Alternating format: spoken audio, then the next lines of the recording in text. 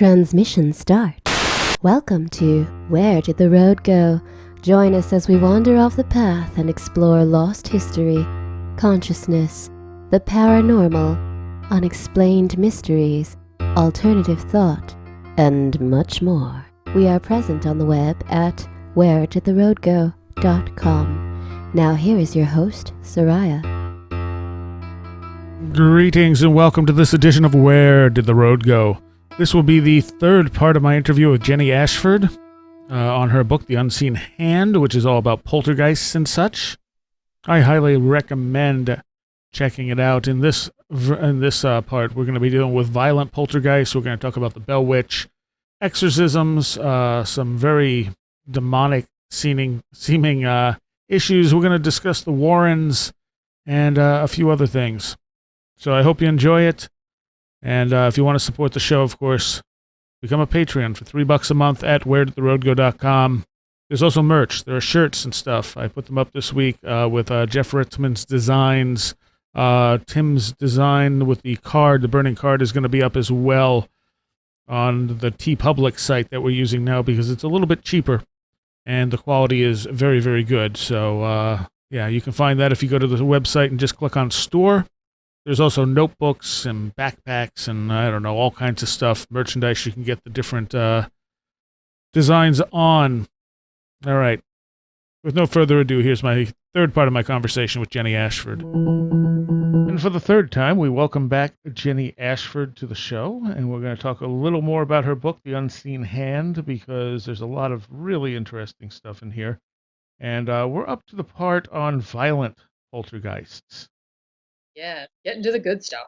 And let's talk about one of the more famous ones, the Bell Witch. Yeah, this is really probably one of the most famous American haunting stories, in all of the annals of paranormal literature. And again, I think this one kind of has a little bit of personal significance for me because my grandmother and grandfather were from Tennessee, and they were from very near where the Bell Witch story supposedly happened, and they had a couple little books about it, and they'd heard about it throughout their childhood and whatnot. So I kind of grew up hearing stories about the Bell Witch.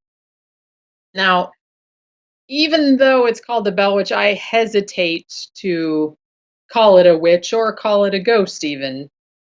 Although, it's in my book about poltergeists, so obviously I think it probably had an aspect of a poltergeist infestation. But even though it had some unusual aspects, and in one sense it was very long-lived, it went on for a very long time, and actually it's still ongoing, not at the same house, but it's apparently still ongoing. Really? So they say, at the cave anyway, because the farm where it initially started is no longer there. But they do think that the cave near the house was where the entity was emanating from. Right, that's right. Okay. And that if you go there nowadays, there'll still be, you can still hear voices and things like that. Now, it started in 1805, and this is kind of interesting because this kind of harkens back to the Jeff the Talking Mongoose story. The first weird thing that happened in the Bell Witch case, reportedly, was that John Bell, the farmer, again with the farm, he was out looking at his cornfields, and he saw a little creature sitting in between the corn rows. And now he was a farmer, so he wasn't the kind of guy to be like, he should have recognized any kind of recognizable creature from around there, and he wasn't sure what it was. He said it sort of looked like a dog, but that it had a head like a rabbit. And so he thought it was kind of weird, but he shot at it but missed. And it took off subsequently. Now, after he saw this weird little creature, then all the poltergeist phenomena started. And as with a lot of poltergeist cases, it started with knocking on the walls, usually coming from outside, like beating on the walls of the farmhouse. And then the knocking progressed to a gnawing sound, The Bell children said that they kept hearing this gnawing coming from underneath their beds, and it was upsetting them. And also that their covers would be pulled off and thrown across the room. So then it kind of quickly escalated to the point where the noises and gnawing became a weird whisper. Like at first you couldn't tell what the whispering was saying, but then it got louder and louder. And then it was, a discernible voice of an old woman's voice. And also at this point, one of the daughters, Betsy, she started having attacks by an unseen force. Her hair would be pulled, or she would have bruises, from being hit and whatnot. And so John Bell, the father, he called some neighbors over because he said there's some weird things going on in the farms. Stay over and see if we can figure out what it is. So they stayed over, and they had the same thing happen to them. Their covers were torn off and they were hit by invisible hands. And they said they made it go away by praying and things of that nature because, it was the 1800s. But the longer it went on, the voice started getting louder, and it was just talking and singing, and it was actually able to have conversations. So it seemed like an intelligent entity, whatever it was. And it also seemed to have some bizarre psychic ability. The story goes that it once recited a sermon word for word that was being said across town, like 13 miles away or something like that, that it was saying it at the same time. Hmm. There is also a story, and this is possibly not true, but this is part of the legend, is that Andrew Jackson came to the farm in 1819 since he had heard about the Bell Witch. It had at this time become quite a famous story. So he evidently wanted to go and stay at the farm and see what was happening. So he gets there and he was riding in a wagon with himself and his men, and the wagon stopped in front of the little way from the house, and the horses would not budge. They wouldn't go any closer to the farmhouse. And Andrew Jackson said, "Oh, well, that must be the Bell Witch doing that. The horses won't go any closer to the house." And then, evidently, everyone present heard a female voice saying, yes, that it was indeed the Bell Witch and that she would be seeing them later on. Hmm. And evidently, she made good on her promise because later on in the night, one of Andrew Jackson's men allegedly and unwisely said that he had a pistol and it had a silver bullet and he could kill anything with it, supernatural or not. At which point, the entity kicked him in the butt and just kicked him out the door and began sticking him with needles and things of that nature. So this was apparently a really violent, and I mean pretty much anyone who came into with the exception of the matriarch of the family, who seemed to have avoided most of the spirit's wrath, but pretty much everyone who came to the house would get beat on or would get taunted or something like that. But for some reason, the Bell Witch really, really hated John Bell. She claimed on more than one occasion that it was because in life she had been a witch named Kate Batts, and she had been basically screwed over by John Bell in some kind of a land deal, or she felt like he had cheated her in some fashion. So she said that she was tormenting him now from beyond the grave. Whether that's true or not, I don't know, but that's what she said. And John Bell was not in good health his entire life. He had various problems. He had Bell's palsy, which it was not named after him, but Ironically.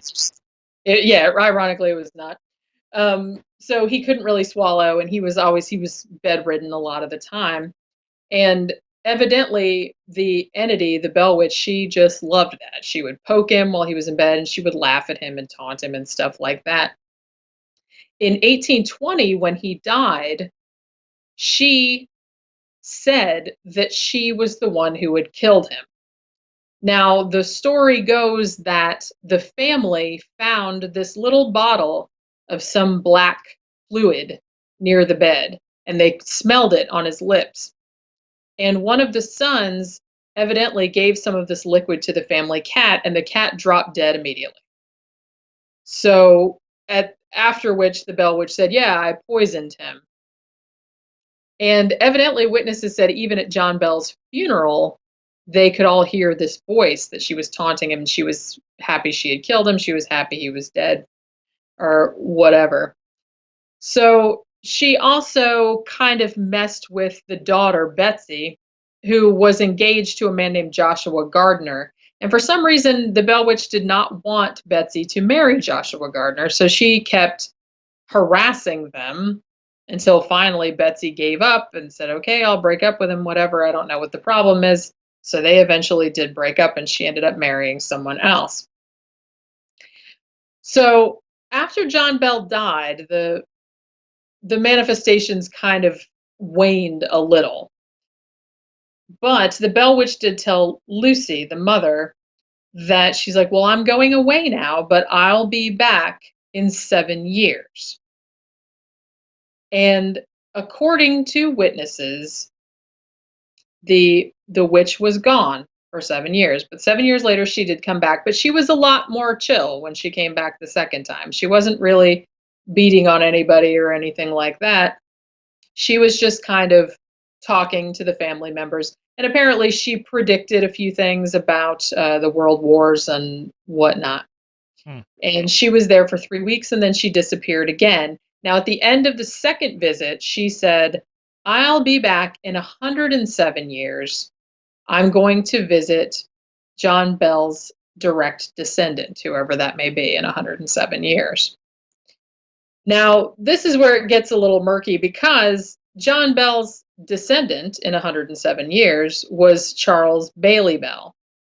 Now, he never claimed to have had any encounter with the Bell Witch, although he did write a book about her in 1934, but he never claimed that he had seen her.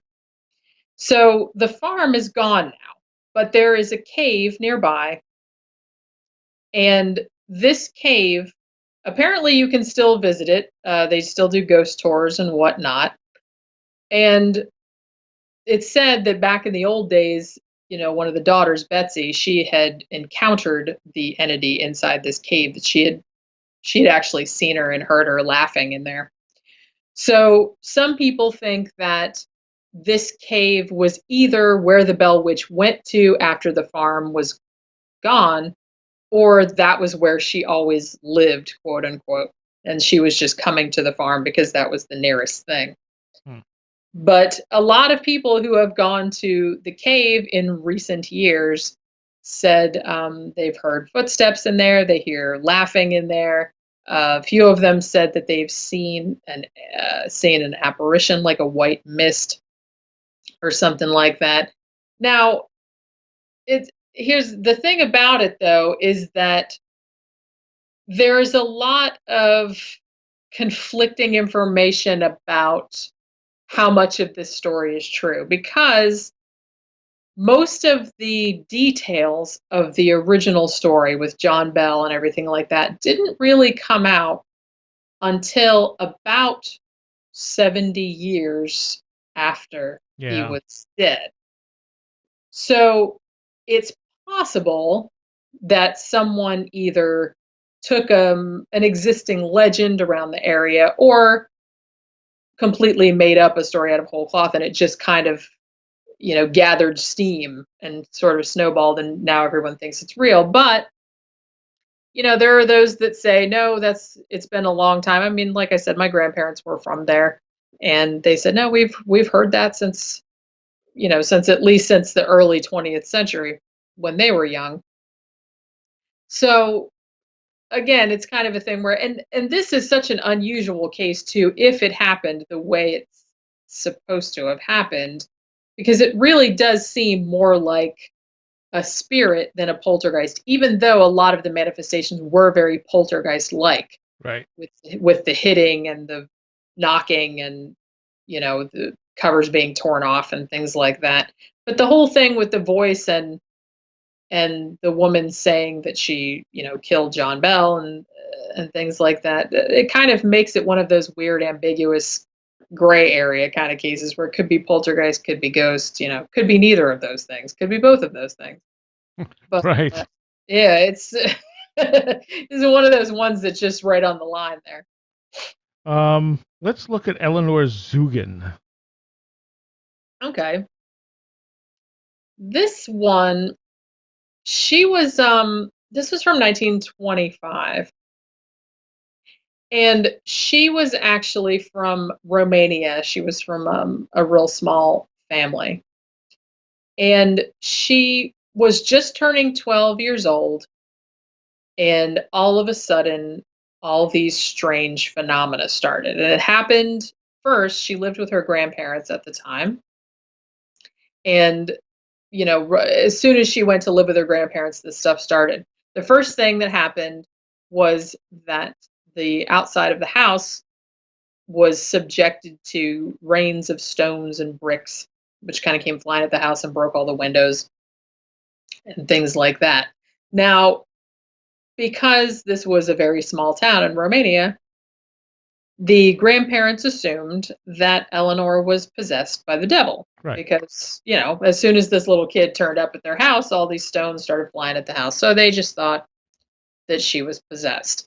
And Eleanor herself also seemed to believe this. She actually had a name for her demon. She called it Dracu. And so that kind of shows that she sort of internalized everything about what her grandparents were thinking was causing this. Now, the village was a small one and, it was kind of getting around. The grandparents didn't really want to keep her anymore because they thought she was possessed, so they sent her to live with some neighbors of theirs. And she kind of got passed around from hand to hand because at this point everyone was afraid of her. Eventually, she got sent back to her parents' house, but then her father alleges that he was assaulted by a bunch of potatoes which came flying at him from underneath a bed.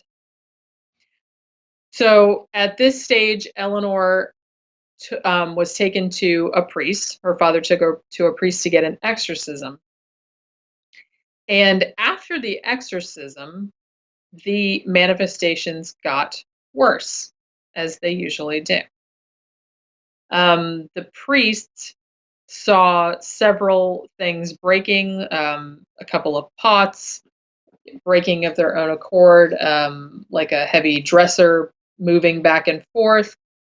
And someone that was there witnessing the exorcism was hit by a plank of wood that came flying out of a corner. They saw a can full of water levitating, things like that. So, since the exorcism didn't help and they didn't know what else to do with the kid, so then they sent her to a convent. And these same manifestations happened at the convent. She had a bunch more exorcisms there, and they had psychiatrists come in and examine her and whatnot. And they really could not find anything the matter with her. They could not see that she was faking anything. They just had no idea. So at this point, since they didn't really know what to make of it, they were like, well, maybe we'll just have to put her in a mental asylum, for her own protection or for the protection of others. They just really didn't know what to do with her. Yeah. And it so happened that the phenomena surrounding her had kind of gotten around in the paranormal community. So a psychical researcher named Fritz Grunwald decided that he would essentially adopt her so that he could study her. So he wanted to bring her to Berlin to live with a new family where he could keep an eye on her. Now, it was kind of sad because before that happened, and the little girl was very excited about it because at this point, she'd been passed around all these family members. They all thought she was possessed, and you can imagine how they were probably treating her. So, Yeah. have this man come and go, oh, we'll come live with this new family in Berlin and it'll be fine and everything like that.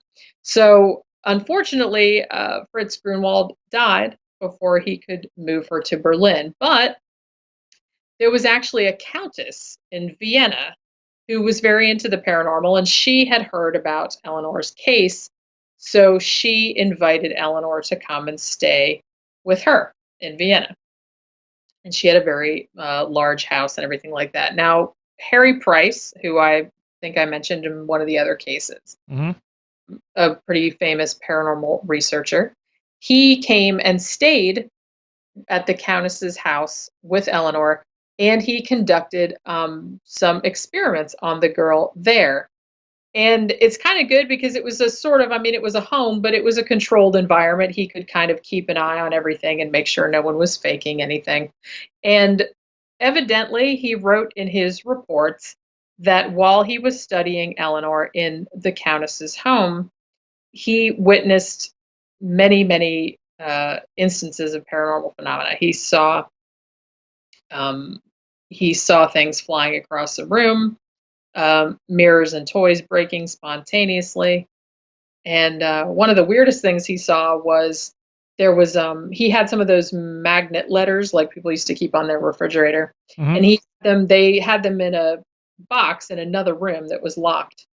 And one of these magnetic letters appeared in the air above Eleanor's head and then fell on her head. And there really wasn't any way that it could have gotten there otherwise. Right.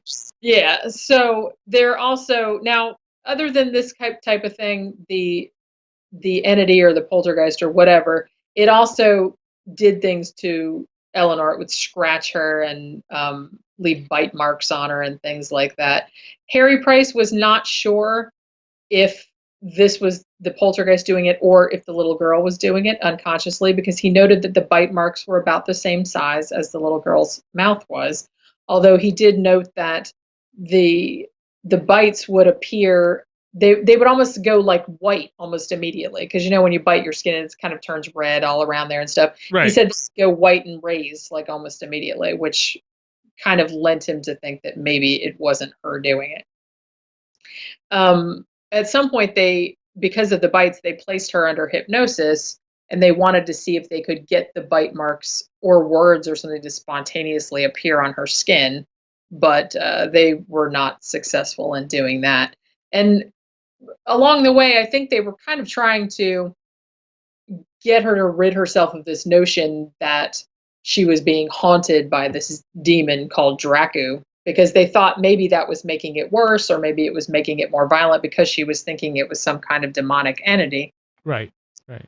Um, but she really did seem to think it was this demon. She doesn't seem particularly upset by it. I mean, even though it seemed to do some violent things to her, she didn't seem particularly um I mean, she seemed like a pretty happy kid. Everyone that came across her said, it's funny, like, considering how she was brought up and considering all this demon possession and all this other kind of stuff, you'd think that she would be kind of messed up. But they said she wasn't. She was a real happy kid, and she kind of went along with everything, and she was had a real sunny disposition and everything like that. And she went through all these studies and she didn't complain.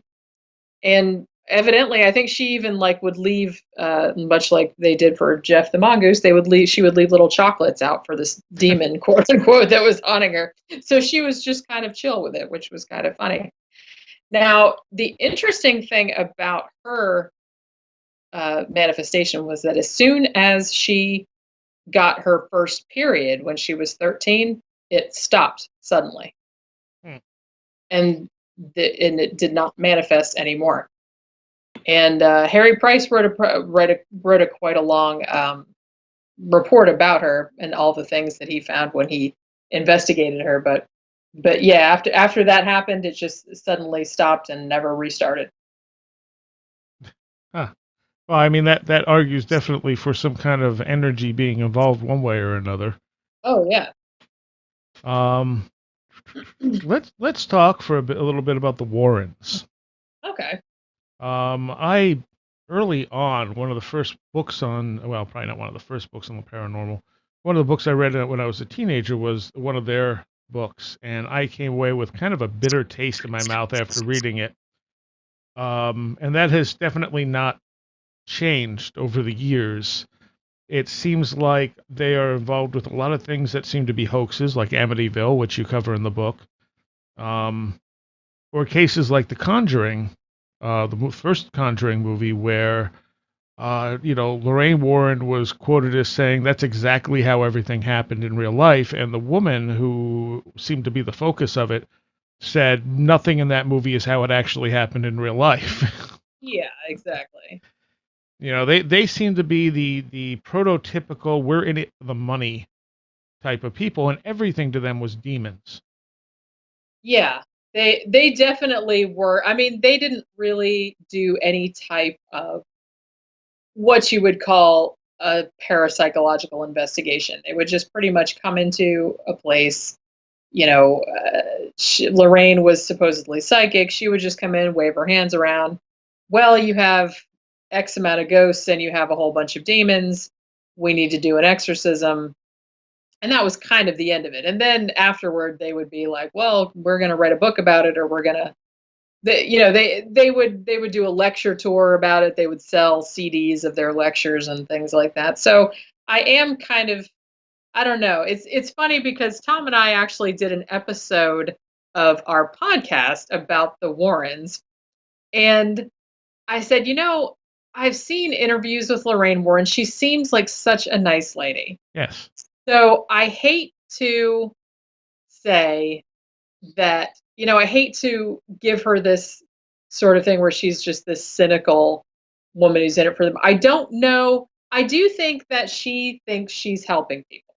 Hmm. Ed Warren, I'm not so sure about him. It seemed to be Ed was the one that was coming in and telling people, "Well, just don't worry about it." Like what was the one story? There were two people who they realized this was not paranormal, and he basically told them to be quiet about it, and they could make a lot of money at it. Yeah, and the story that became the haunting in Connecticut, which was the Snedeker haunting. Now, the man who wrote the book that the haunting in Connecticut was based on, Ray Garton, who was a horror writer, he has come forward as saying, one, I never met the family in person. I just listened to tapes that they made. Two, their stories were never consistent. And when I complained to Ed Warren about this, Ed Warren said, don't worry about it. They're crazy. Just make it scary. That's what the writer who wrote the book said. So, Wow. yeah, so he's saying that Ed Warren straight up told him it doesn't matter. We're just trying to make a scary book to make money. If it's inconsistent, they're crazy anyway. Just make something up. Yeah. That's basically what he told them, according to that writer. Hmm. And that's not entirely different from what you heard from Enfield, where they said, Ed was like, "Look, join up with us, and we can make a lot of money with this case." Right, exactly. And similar thing happened with the Amityville case. I mean, the Amityville case, whether that was true or not, I kind of lean toward that being a hoax. But the Warrens definitely did seem to have a nose for, well, we heard about this paranormal case and we think a lot of people will be into this, but we have to kind of sex it up a little bit. So a lot of times they would turn up without being asked. Yeah. The Amityville case, I believe they were asked to go there by a different, but not by the family because they had already left at that stage. But by I think it was, believe it was by a news crew or someone who was making a show about the house, and they invited the Warrens. But in a lot of cases, I think the Warrens just kind of turn up because they heard about it. And that And that that was definitely the case with Enfield, and I think it might have been the case with The Conjuring. I think she had said that they just showed up one day, no one invited them. yeah, yeah, that is definitely the case there too. So I definitely think it's kind of a case of Ed Warren having sort of a nose for a money making opportunity, and him sort of bullying his way in, Yeah. even when he wasn't invited. And it's very funny to me that they made The Conjuring 2 supposedly based on the Enfield case, and Ed and Lorraine Warren are like the main characters. Hmm. And everyone who investigated the Enfield case said they turned up one day uninvited, and that's it. It's like they weren't there the whole time. Yes, and they're busy chastising the actual investigators about taking care of the family. Yeah, you weren't even there, you know? That it is very, and I tend to think too, like you said, they think everything is demons. They wrote a book about a guy who was supposedly a werewolf and things like that. They have their museum and they are trying to make money. I don't begrudge anyone trying to make money. It just seems like they're going about it in a dishonest way. Yes. I mean, Yeah. whether they feel like the end justifies the means. I mean, if they really do believe in demons and they really do believe that they're helping people get rid of demons, then maybe they feel like, oh, well, it doesn't matter if we lie about it, because the more books we put out, the more stuff we put out about demons, the more people we can kind of win over to our cause. So I'm not entirely sure what their motives are. I just, Lorraine, I don't know, because she seems like a nice person. Ed, I don't think he was honest at all. I think he was pretty much a con man. But not saying he wasn't a believer, but I definitely think he was kind of a con man. Yeah. Yeah. That's been my impression, like I said, from the first book I read as a teenager, where I was just like, this is not legit. Um and it kind of bugs me that in the Conjuring movies, the way they're doing them, it seems like it's more about Ed and Lorraine Warren, and it's pretty much painting them as saints. Yeah, and that did kind of bother me about. I admit I have not seen the second one that was based on Enfield, Oh, it because was terrible. I knew it would just get on my nerves. Um, the first one was all right, but I knew something about the case it was based on, so I was like, this is nothing like Yeah. what I thought this case was about. I mean, it's a decent scary movie, but not if you're expecting it to that it's really based on a true story. I'm like, no, it's really not. Yeah, and the woman who's written the books about her experiences there said that what they actually went through was worse than what they showed in the movie.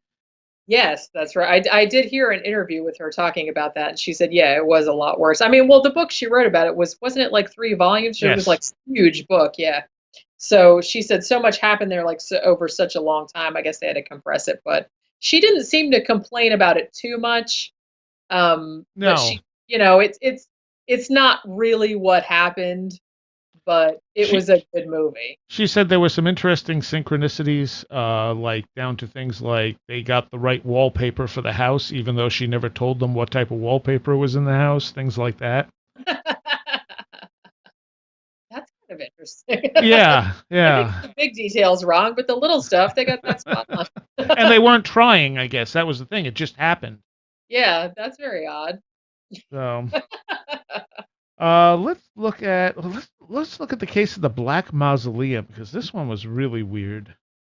Yeah, this is a pretty crazy story.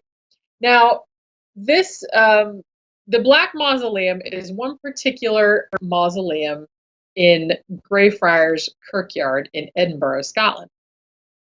Now, this particular tomb belongs to quite a historically reviled figure in Scottish history. He's known as Bloody Mackenzie. His name's actually Sir George Mackenzie.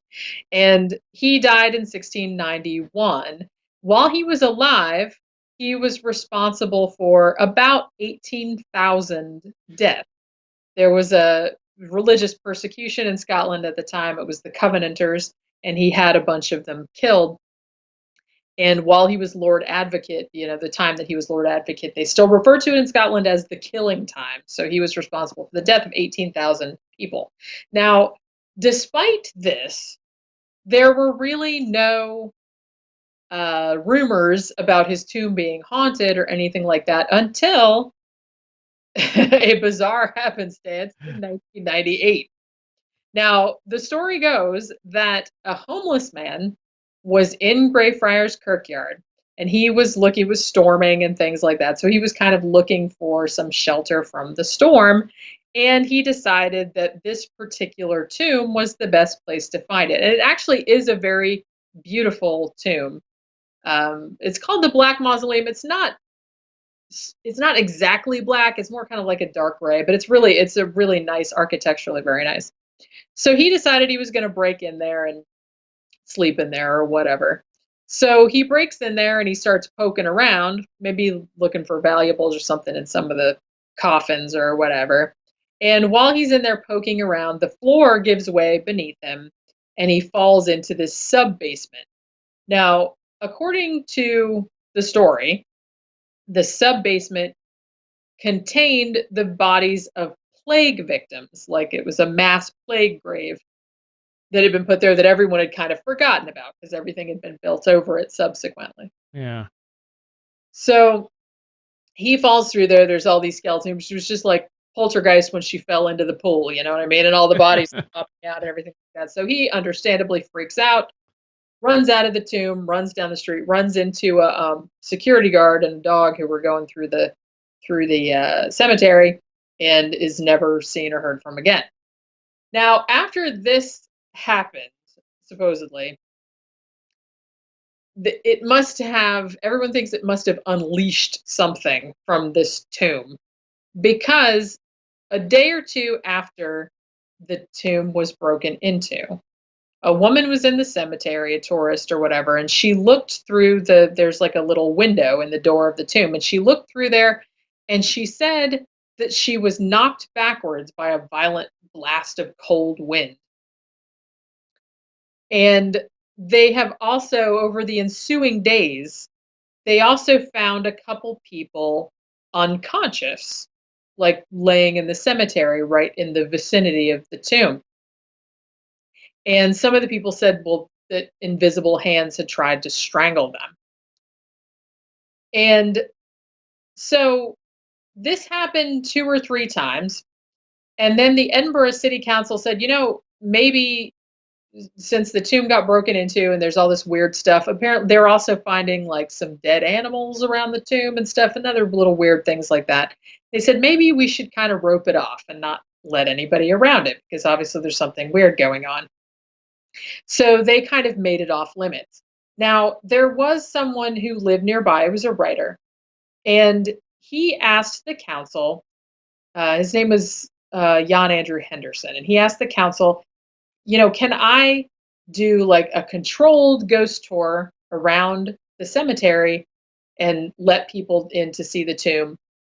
And the council said that would be okay. They said as long as it's people on the tomb, they can look in there. They can't go in there because it's too dangerous.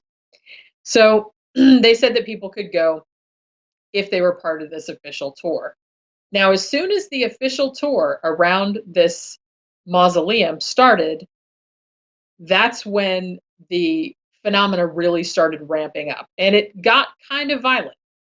So, about 200 people have claimed that they blacked out. Some people have claimed that their fingers were broken by some unseen force, hair pulled, scratched, um, and then there's minor stuff like cold spots. Some people feel sick or dizzy. They smell funny things, sulfurs, things like that. And a lot of them have heard things like animals growling or something like that. And there are also another weird thing too is that some tourists that have gone on the tour, they said nothing happened to them while they were on the tour, but then stuff happened to them later. Like they would Yeah. come home and they would be in their hotel room or something like that. And then they'd have all these weird electrical anomalies. And sometimes like burns or scratches would turn up on their skin. They didn't know where they came from. And some of them said that when they got back home, they started having poltergeist activity, little fires breaking out, objects flying around, stuff like that. And the guy, the writer that set up the tours initially, Henderson, he said that his own apartment and the office that he used to conduct the tours from eventually burned down Yeah. um, shortly after he had started conducting the tours. But his tour company does keep a record of everyone that complains Hmm. about these injuries and things like that. And it's since 1998, since the homeless man apparently burst through the floor of this tomb, there have been over 500 claims of injuries and unusual things sustained by people that were on the tour. And it's also said that whatever is haunting this tomb, a poltergeist or whatever it is, was actually responsible for the death of a person. A man named Colin Grant, who went there in 2000 to do an exorcism at the tomb, was evidently found dead of a heart attack shortly afterward. So his death is sometimes attributed to whatever is in this mausoleum. Hmm. Now, no one is really sure what this could be. It seems very poltergeist-like Right. in the fact that it's sounds, it's hitting, it's pulling hair, it's doing things like that. It's just weird that nothing happened before this homeless man allegedly crashed through the floor. Now, the weird thing about it too, and every source has talked about this homeless man crashing through the floor. They never have found that man Hmm. that I know of. The source for that story was apparently the security guard who saw him terracing out of the mausoleum. So I'm not sure how much faith I can put in that part of the story, but it does seem like there weren't any reports of unusual activity around this particular tomb until 1998, and this ghost tour started shortly afterward, and then it just kind of blew the doors off. Like there's all this kind of stuff happening. So they don't know if this is actually a poltergeist, if it's the ghost of George Mackenzie and he's mad that someone broke into his tomb, or if it had something to do with all these plague victims that people had forgotten about, like maybe something was unleashed from there. But apparently they're still doing tours in Greyfriars Kirkyard, and you can go see this particular tomb and hopefully not have anything follow you home afterward, because Yeah. that happens a lot. And like I said, some of the injuries people have sustained have been no joke. I mean, some of them have got broken fingers and things of that nature. And that one guy apparently died. So be Hmm. careful if you go. One of the things I notice from a lot of these cases, I mean, exorcisms are a fairly common thing, and they rarely work. If anything, they seem to make it worse. Yeah, they really do seem to. In very, very rare cases, something goes away after there's an exorcism. Usually it either has no effect or makes it escalate. Yeah.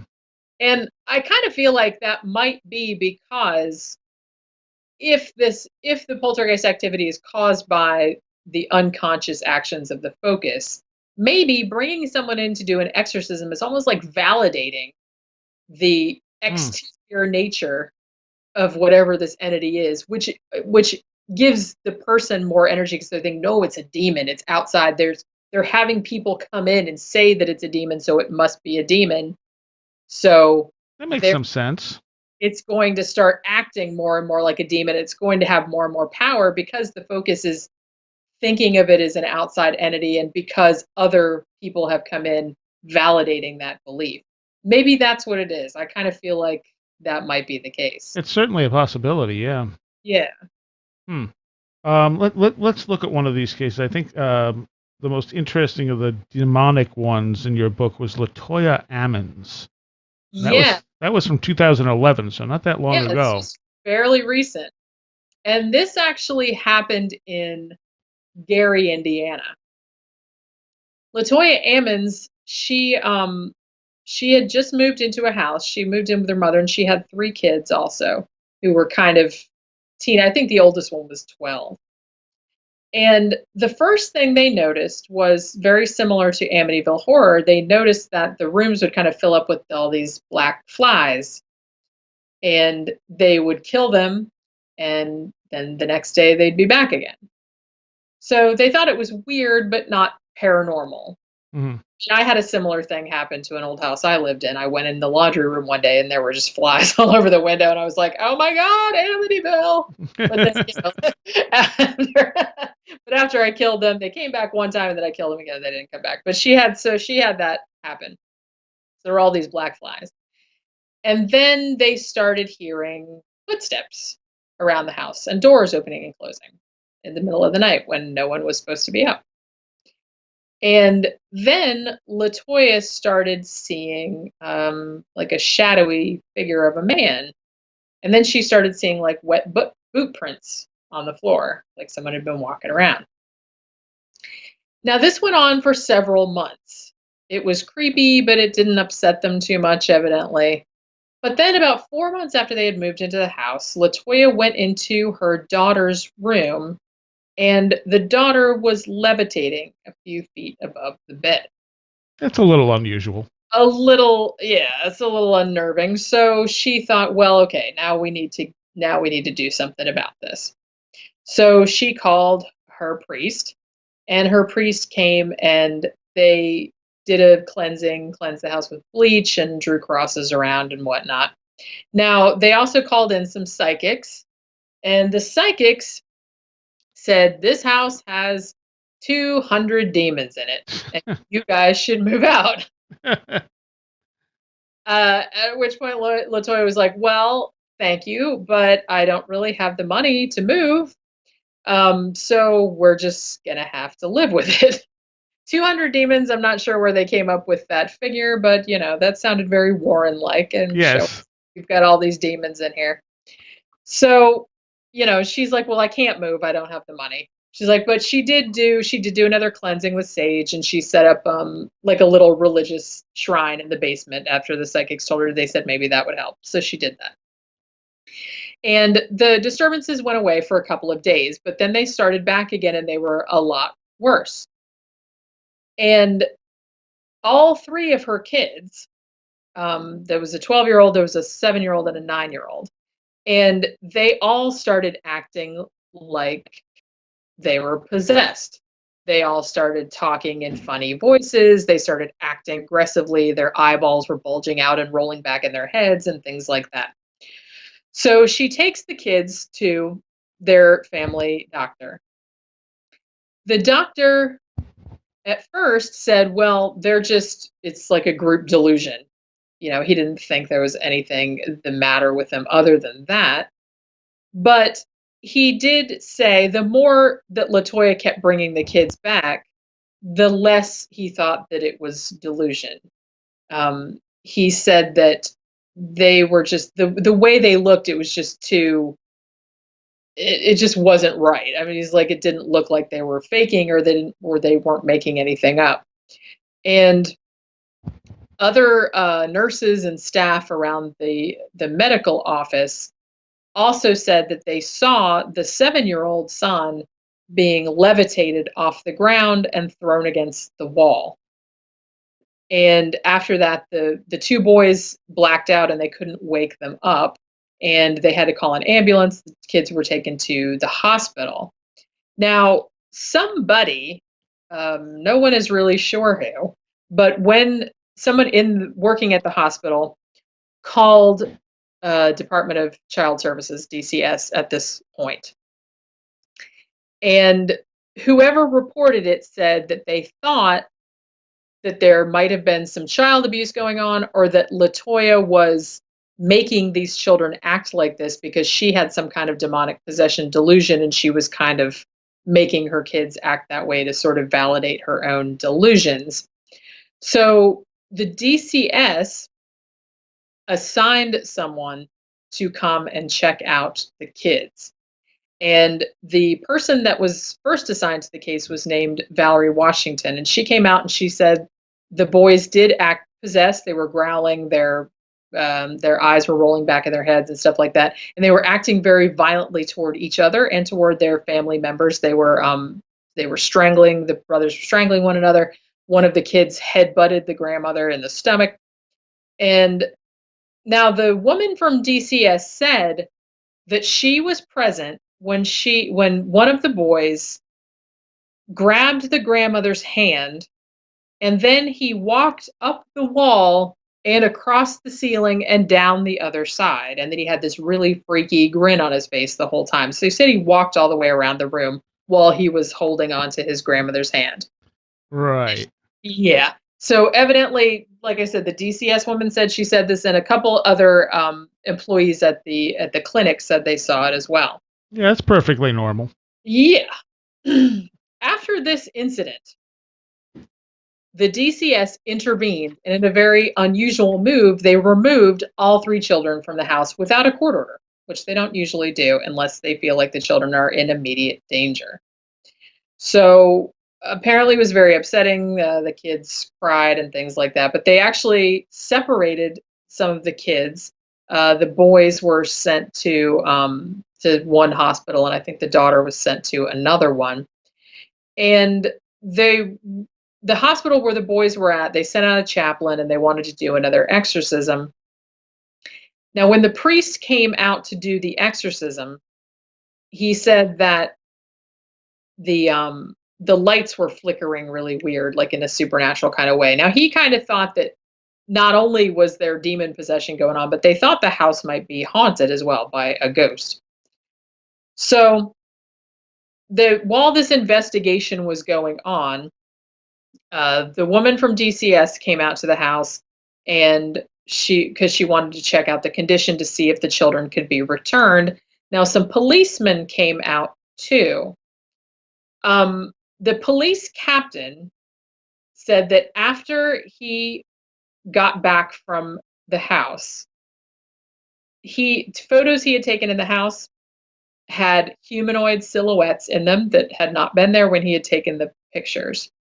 He also said that after he left the house, he had all kinds of electrical malfunctions in both of his cars, his personal car and his police cruiser. Like the electric seat wasn't working, and all these things were going wacky with it. And the garage door at his house wouldn't open and things like that. So at this stage, they thought, well, I don't think the kids should be returned here. So the two older kids were sent to an orphanage in Chicago, and then the 7-year-old was sent to a psychiatric facility. Now, while he was being examined, most of the doctors at the psychiatric facility thought that probably he wasn't really quote unquote possessed, because he would act possessed when other people were in the room, but when no one else was in the room with him, they would sometimes videotape him, and they said he would act more or less normal. Hmm. So they didn't think there was anything necessarily wrong with him, but they were under the opinion maybe his mother had encouraged him to act that way. But it did seem, though, that other police and DCS people who were at the house were kind of witnessing some unusual paranormal activity.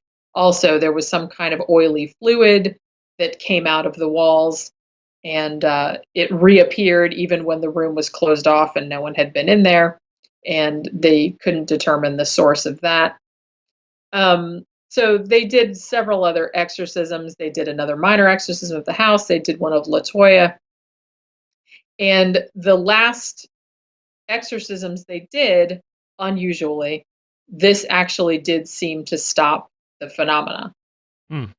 And the children were eventually returned and acted more or less normal. Now, the family eventually moved out, and another family moved into the house. Now, the new family that moved in, they didn't really report anything.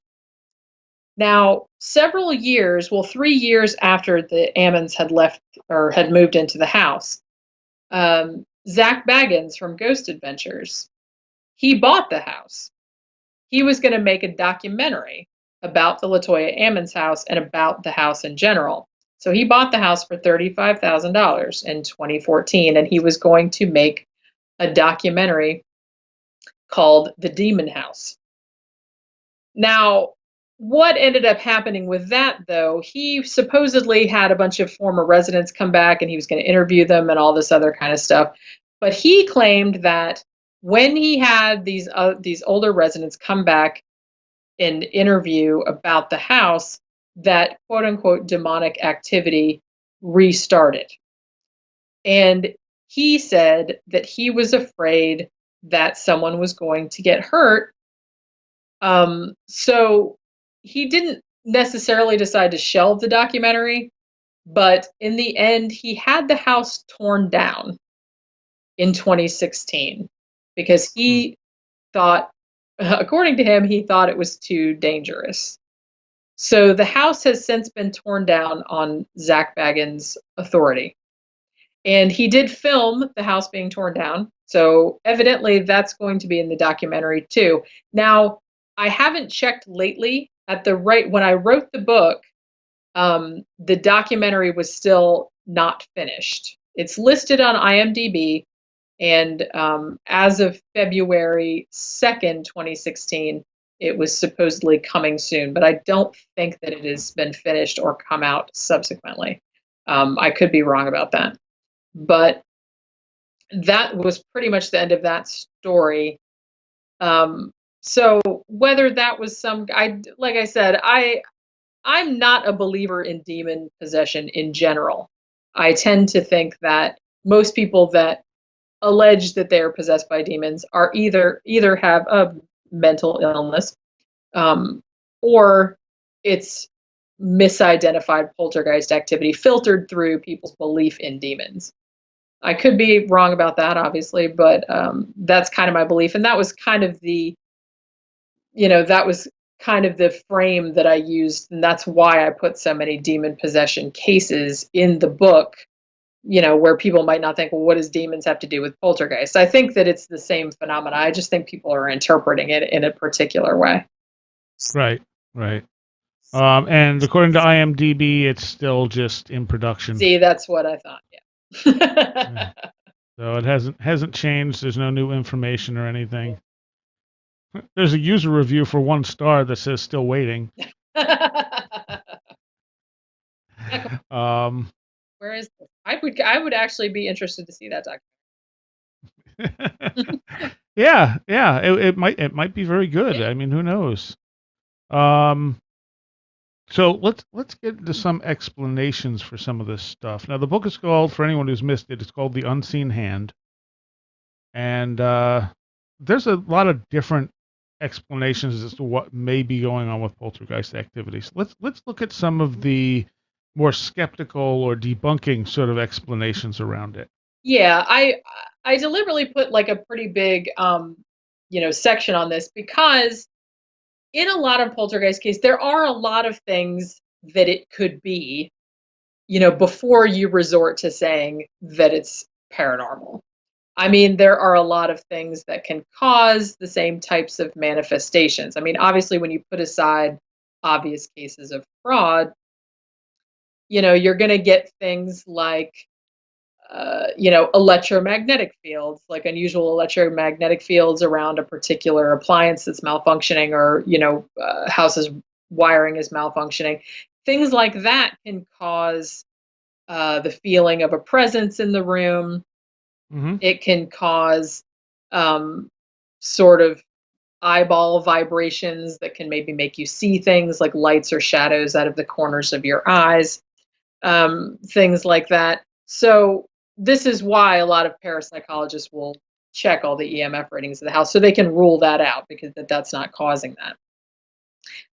Infrasound can also cause similar things, and infrasound can actually be produced by appliances, fans, refrigerators. There was actually quite a famous case where there was a man who worked in an office, and he kept seeing things in his office, and he thought his office was haunted, but it turned out that it was a desk fan that he had that was making a particular sound frequency that he couldn't hear, but it was causing his eyeballs to vibrate at a particular frequency, and it was making him see apparitions out of the corners of his eyes. When he turned the fan off, he didn't see anything anymore.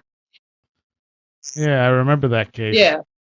And And I mean, there's also the possibility that something paranormal could be creating an electromagnetic field as well, which is then causing people to see something that's not what is actually the cause of it. what's actually there. Yeah, and that's actually a very good point. It could be some kind of paranormally generated electromagnetic field causing you to see particular things that maybe the paranormal entity itself is not producing direct.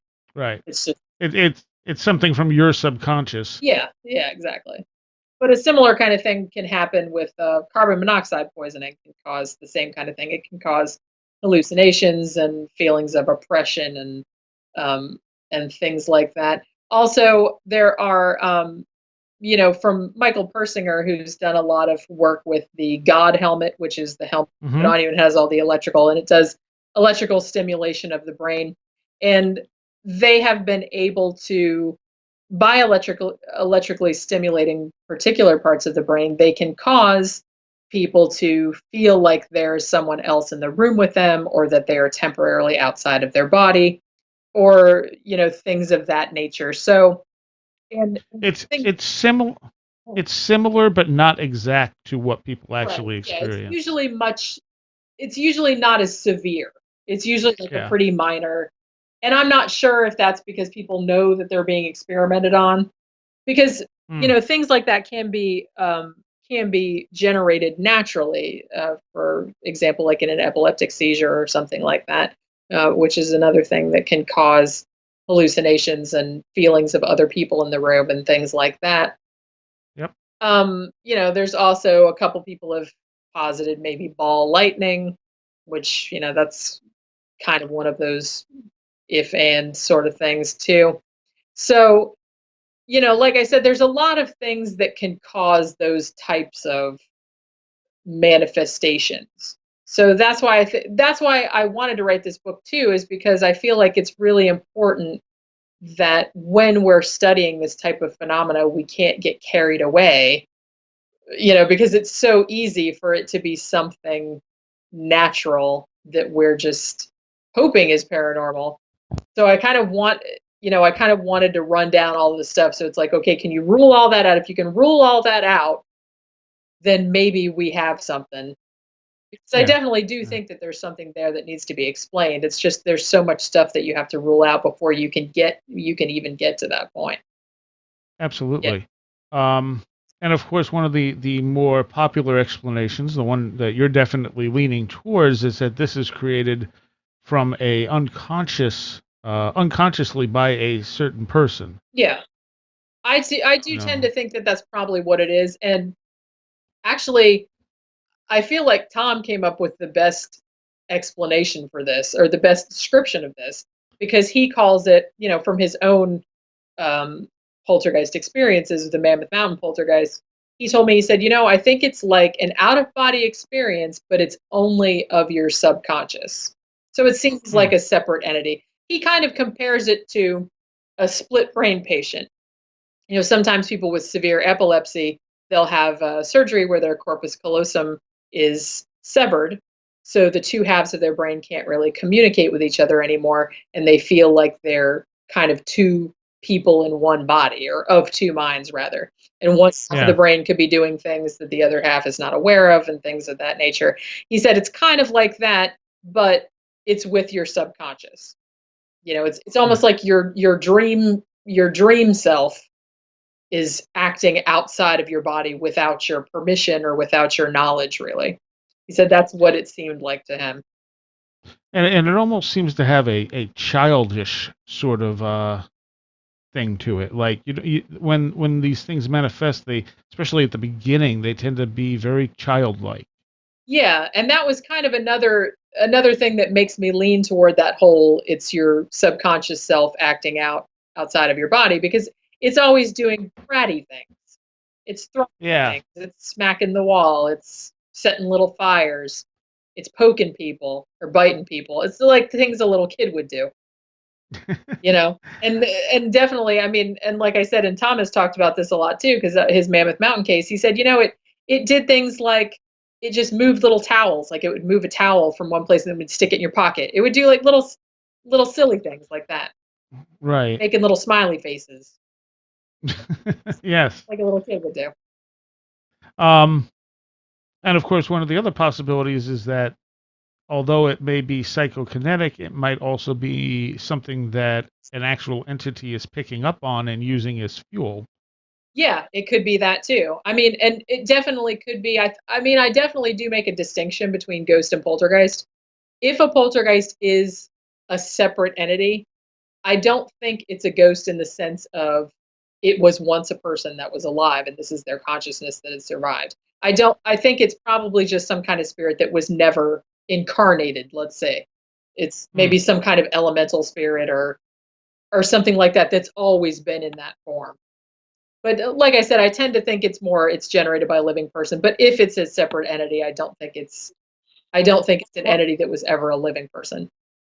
I think there might be cases where it could be either too. Yeah, I mean, obviously, we went through some cases that definitely seem to have that haunting spirit sort of vibe to it, which where that would make more sense, and then other cases where very clearly the unconscious PK makes a lot of sense. yeah. And like I said, I'm not a parapsychologist. I'm not an I've talked to parapsychologists. I interviewed parapsychologists for the book and things like that. But I'm not saying that it could be one or the other. I mean, even parapsychologists don't know, and there's a lot of gray area between, is this simply an unconscious energy just doing stuff, out of nowhere? Is it intelligent?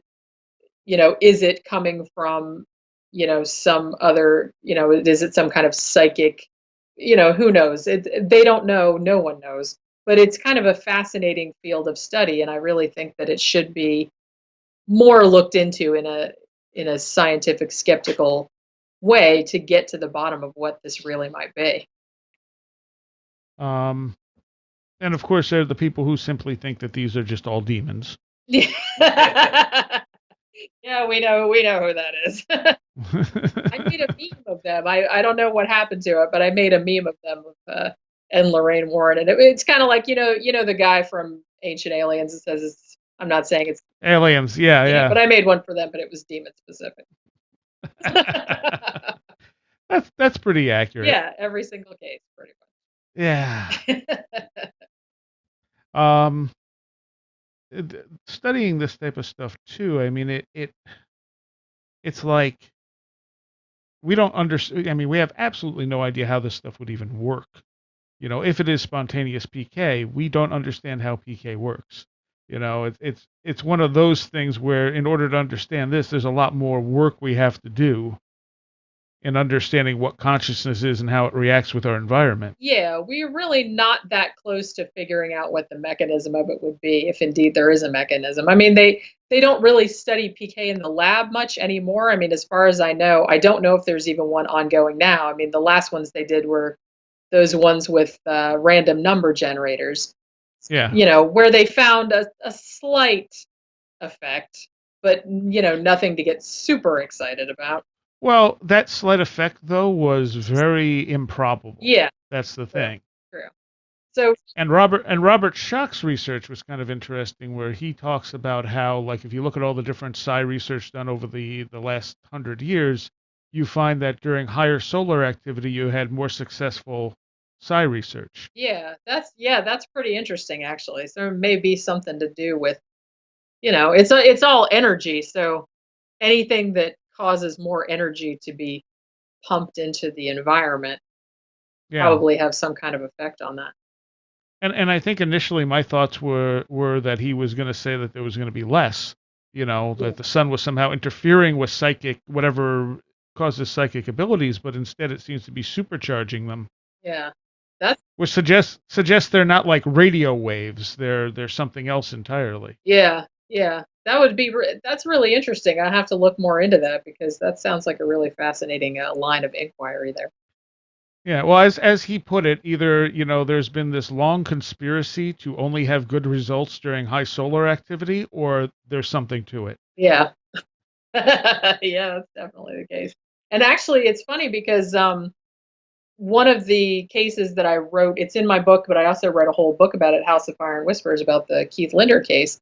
When they Mhm. when they charted a lot of the manifestations later on, they noticed that it only happened during particular moon phases or something like that, or solar phases, I believe Really? it was. Yeah. So it's interesting that you should mention that because he did, Steve Mara and the other investigators on the case, when they charted the frequency of the manifestations, they did notice that there was more activity during certain seasons and certain periods of solar activity. So there might actually be something to that.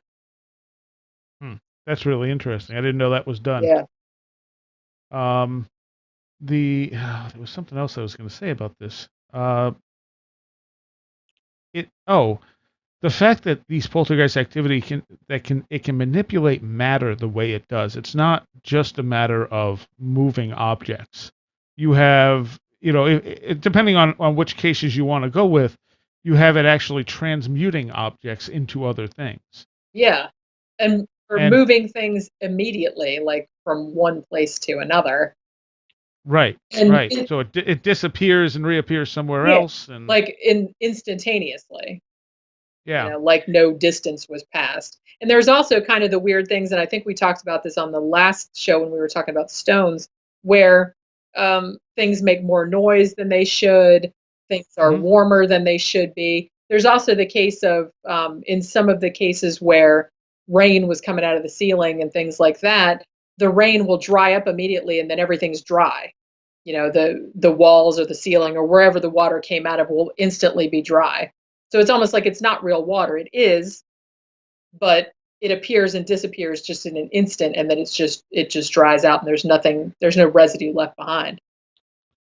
It suggests that there's a lot we don't know about how reality works. Oh yeah, that's definitely the case. I know that's definitely the case. We're really still. I mean, it's better than it was a couple hundred years ago, I guess, but we're still taking baby steps, I think, because reality is just so much.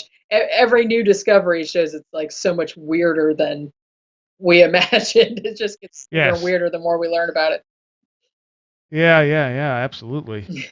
And I think too that we're kind of stuck in this reductionist paradigm that's only going to get us so far. Yeah, yeah, And it seems to be opening up more and more. Like science seems to be taking a little bit of a different approach to certain things, and it seems to be, eventually going to go in a bigger direction rather than trying to reduce everything to its parts. right, yeah, Because obviously there's some things that works great with, and other things it does not.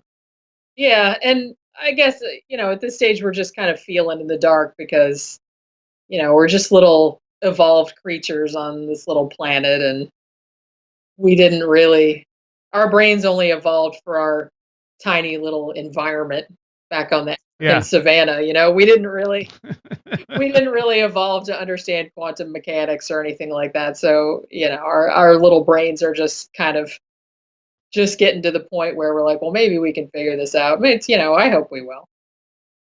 Yeah, maybe we were never meant to figure it out. Yeah, that's true too. I hope that's not the case. I hope we do figure it out because I'm curious. Well, it doesn't mean we can't figure it out, but it's also, I think it's also a point of, it's like the eyeball trying to see itself directly. You can see your own eyeball in the mirror, but you can never look at it directly. Yeah, that's true.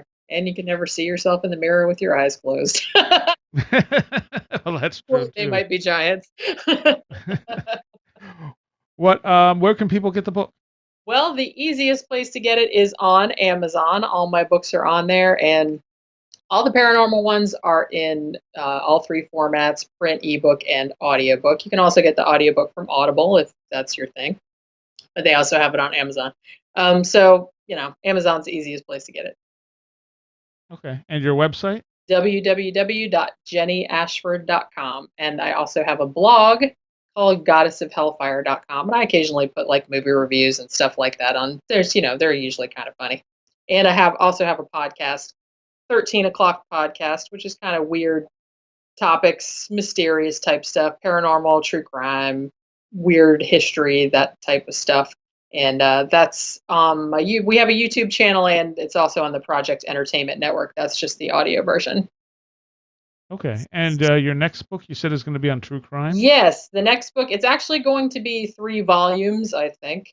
But I'm about halfway through the first volume. It's going to be called The Faceless Villain, and it's going to be all about creepy unsolved mysteries or creepy unsolved murders from the 20th century. So the first volume is 1900 through 1959, and then there'll be 2 more volumes up till the present day. Hmm. That sounds really interesting. It has been. I've been having a great time researching this, actually. I mean, it's creepy and frightening and things like that, that all these kind of crimes happened back then and no one ever figured out who did them. But it's still kind of fascinating, even though it's horrifying.